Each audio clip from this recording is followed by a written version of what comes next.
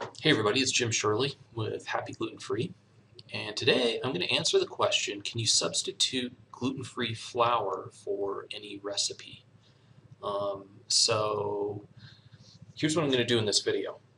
I'm going to answer this question, and we're going to talk about some of the different flours and flour mixes and what they're good for, and then I'm going to tell you exactly what we use in our house, so you have that. So stay tuned for those things, and it'll be good stuff. And lastly, I'll show you, or I'll tell you about where to go if um, you want to kind of make your own gluten-free flour mixes to substitute. So the best resources for that.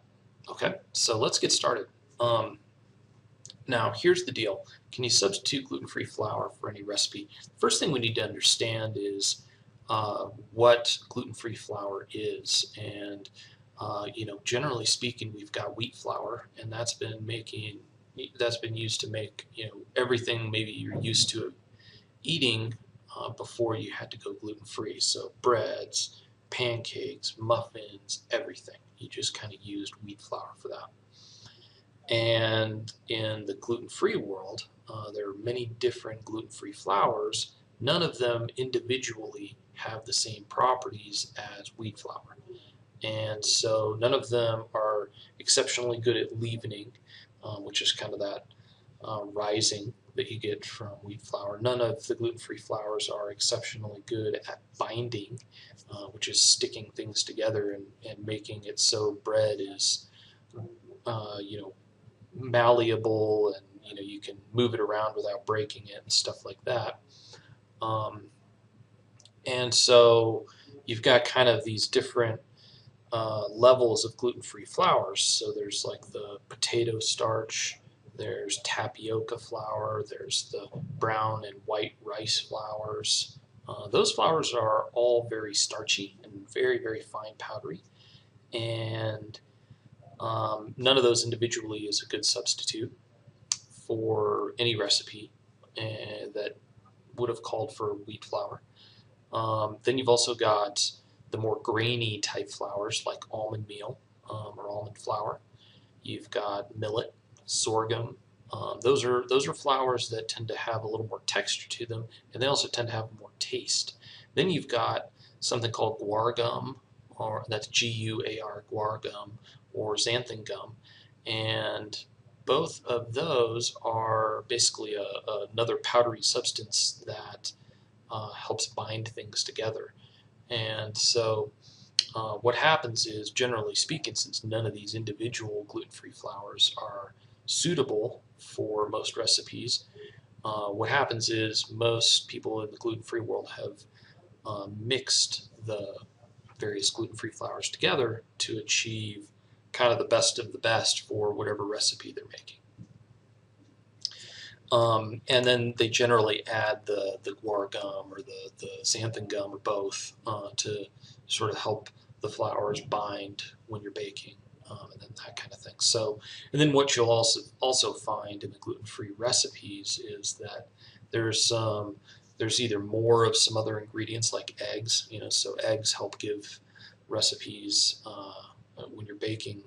Eggs help give things lift. So you'll maybe see that a gluten-free recipe for cake calls for more eggs than maybe a traditional wheat flour-based recipe. It's not always the case, but you'll see that sometimes. So you make adjustments somewhere else in the recipe in addition to the flours to help make it gluten-free and make it good. So, so to answer the question, is there a substitute for wheat flour? No. The answer is no. There's generally various gluten-free flour mixes, and in our experience, different mixes are good for different things. And so let me just run through what we do in our house. Now, basically for pancakes, for crepes, for waffles, and sometimes muffins, like breakfast type muffins, blueberry muffins, that kind of thing, we use the Pamela's gluten-free pancake mix. Okay, so Pamela's has a few different gluten-free flour mixes. The pancake mix is the one we use for pancakes, crepes, waffles, sometimes muffins. Now, when we're making homemade bread, we use the Pamela's gluten-free bread mix. Now, that's the best one we've found. And what we do, we generally just use our bread maker. So our bread maker does have a gluten-free setting, but we don't use that. The Pamela's recipe actually asks you to use just a traditional wheat bread setting on the bread maker. So that's what we do, and it turns out great. It takes about 3.5 hours, but it makes your house smell incredible. Now, for thickening sauces, which is something that we commonly have to do, we use, well, my wife and I use different things. So, when I say thickening sauces, what I mean is like when we're making gravy around the holidays, or when we're making, kung pao chicken or something like that, where you've got, kind of a sauce that needs to be thickened, and maybe you used to use wheat flour for that. I use cornstarch. Works great. Everybody loves it. Tastes great. My wife prefers arrowroot flour, so that works great. So either one of those work just fine for thickening sauces. Brownies, we use the Pamela's gluten-free brownie mix. So, and sometimes we use the Betty Crocker gluten-free brownie mix. There's others out there. There's other boxed mixes, but generally we just use a mix for that. So all you have to do is just add eggs, oil, and then pop it in the oven. For cakes, we use either the Pamela's gluten-free cake mix or the Betty Crocker again. And they have either chocolate or vanilla cake mixes. They're both good. Now, my mom uses Bob's Red Mill gluten-free flour mix as a direct substitute in one of her muffin recipes, and it turns out great. So there you go. I mean, that's one direct substitution, and for her, she's an exceptional baker. So I don't know if there's any other little tweaks that she makes, but her muffins, they're just vanilla chocolate chip muffins. They turn out great with that Bob's Red Mill substitution.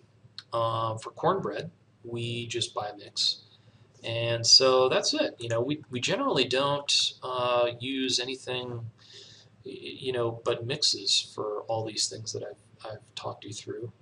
We don't make the mixes ourselves. We've tried that, and it's fine, but we just, at this point in our lives and our situation, it just works easier to, buy these off the shelf. So that's what we do, and frankly, we're really very happy with how every one of those foods I just talked you through, how they turn out. And people come over, we have people over all the time, and whether they eat gluten-free or not, this is what we serve, and they love it. So, I really think, especially Pamela's have really dialed it in on the flour mixes. So you can't go wrong there. Now, like I mentioned, if you're bent on kind of making a mix yourself and, going that route, then I would recommend picking up at the library or online Bet Hagman's cookbooks. For decades, she's been kind of like one of the foremost bakers, and one of the inventors of, I think probably one of the original inventors of the good gluten-free flour mix recipes. And she can show you how to make just about anything from scratch, including the flour mix.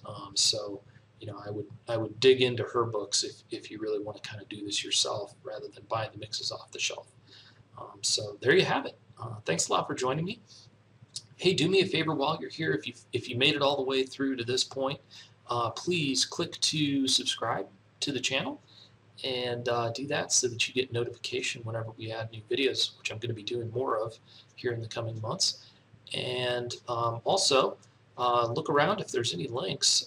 You may see something in the description that will take you to something we're giving away from the website. So thanks a lot for joining me, and we'll see you in the next video.